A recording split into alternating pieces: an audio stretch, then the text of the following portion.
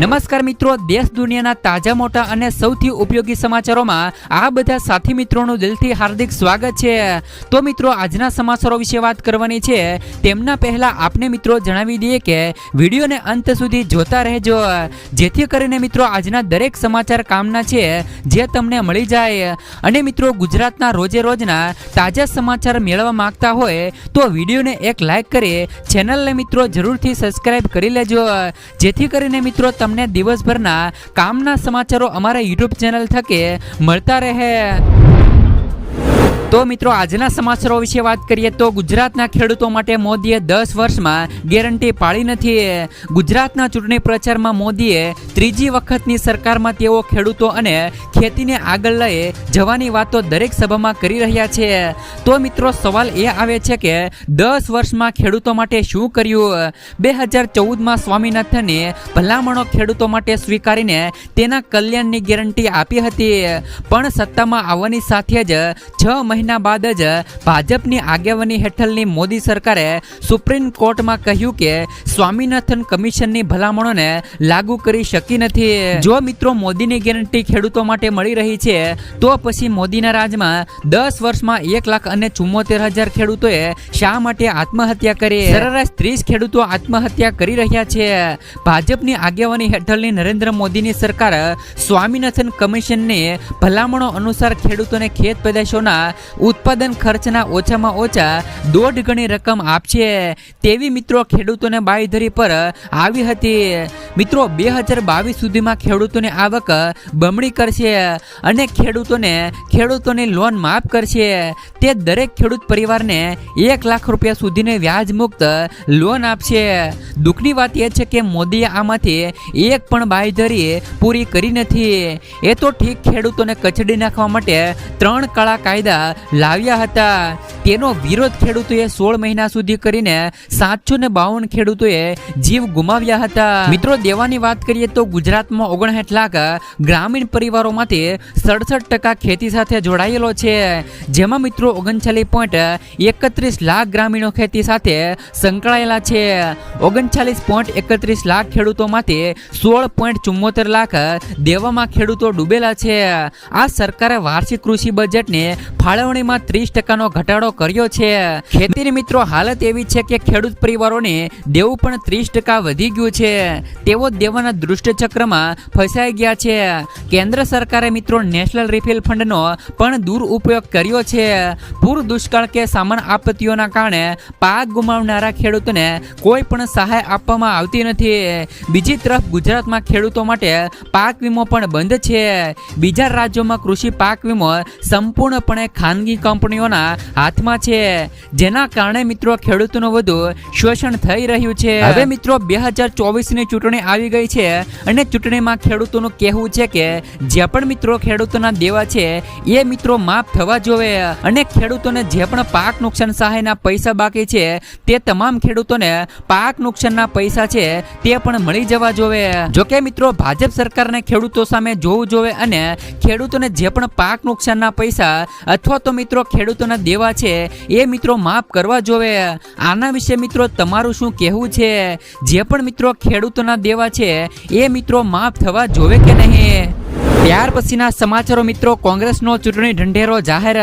5 ન્યાય અને 25 પ્રકારની ગેરંટી પર છે આધારિત યુવાનો, મહિલાઓ, ગરીબો પર ખાસ ફોકસ, જેમાં મિત્રો પહેલા ચૂંટણી ઢંઢેરામાં લખાદમાં યથાશક્તિ બનાવી રાખવા પ્રયાસ કરાય છે, તેમજ મિત્રો મહિલાઓને સરકારી નોકરીમાં 50% અનામત આપવા બંધારણમાં સંશોધન કરાય છે। સરકારી નોકરીઓમાં કોન્ટ્રાક્ટર પર કામ કરતા કર્મચારીઓને કાયમી કરાય છે, તેમજ મિત્રો ખાનગી શિક્ષણ સંસ્થાઓમાં SC, ST અને OBC વર્ગને અનામત અપાશે। વિદ્યાર્થીઓને જાતિના આધારે કોઈ પણ ઉડપીડિતનો સામનો ન કરવો પડે તે માટે રોહિત વેમુલા અધિનિયમ બનાવાશે, તેમજ મિત્રો વરિષ્ઠ નાગરિકો અને ગંગા સ્વરૂપ બહેનો તથા દિવ્યાંગ પેન્શન વધારીને 1,000 રૂપિયા કરાશે।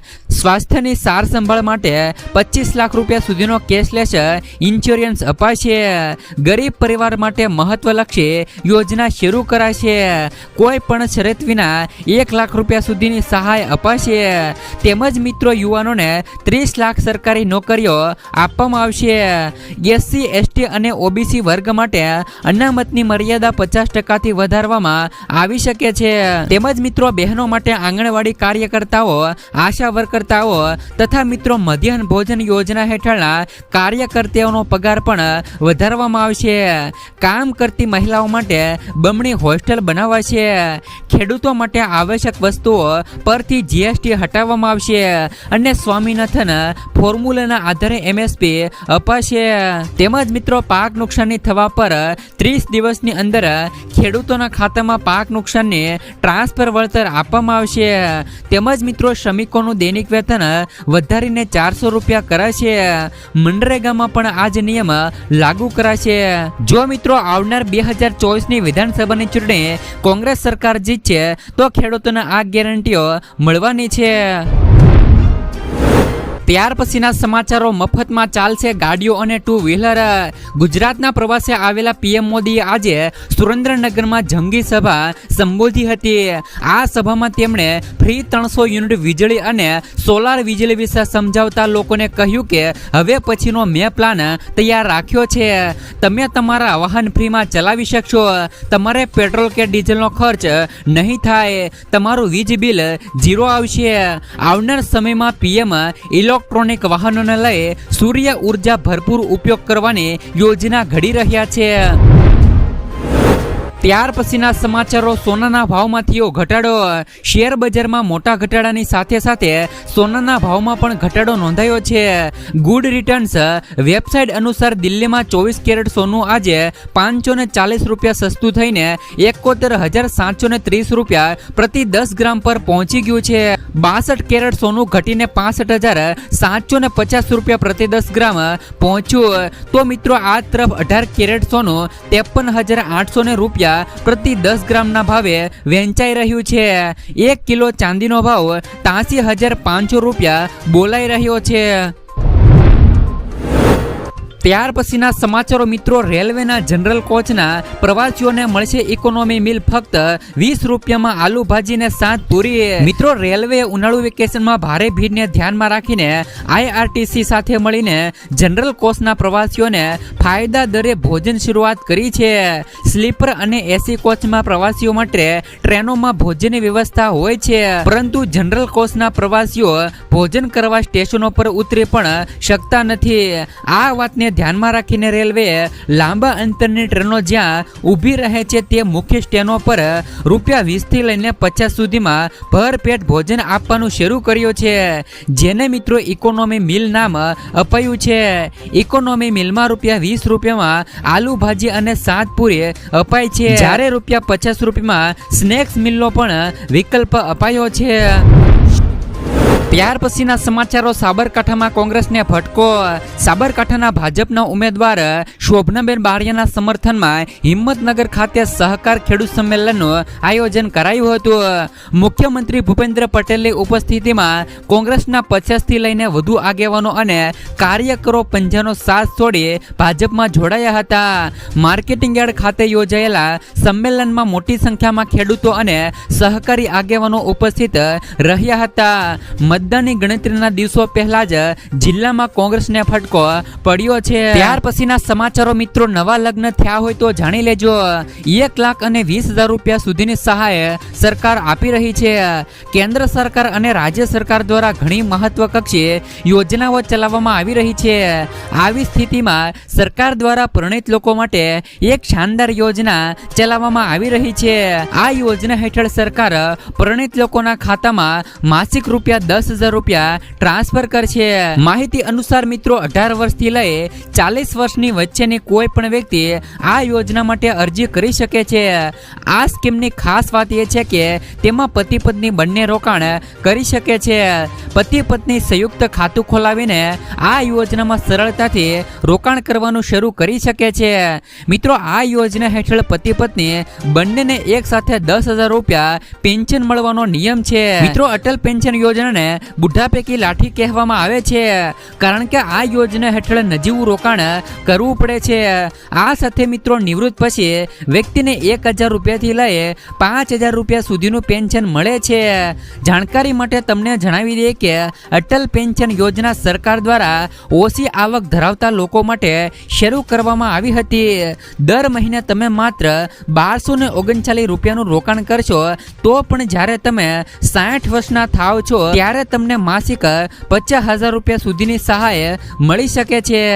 ત્યાર પછીના સમાચારો મિત્રો, પીએમ કિસાન યોજનાનો 17મો હપ્તો જલ્દી થશે રિલીઝ.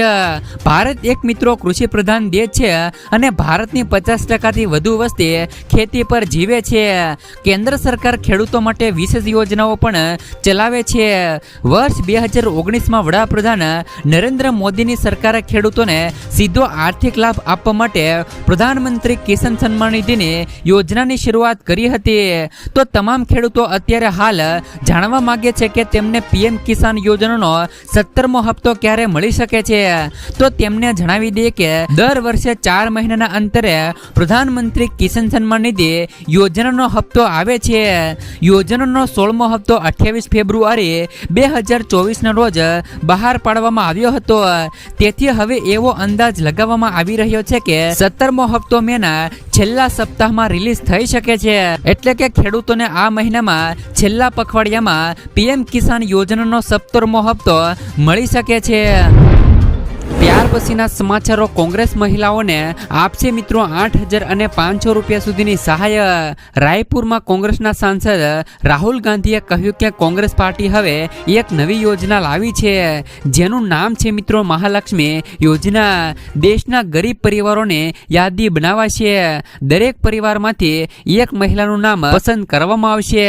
પાર્ટી તે મહિલાના ખાતામાં દર વર્ષે 1 લાખ રૂપિયા જમા કરાવશે.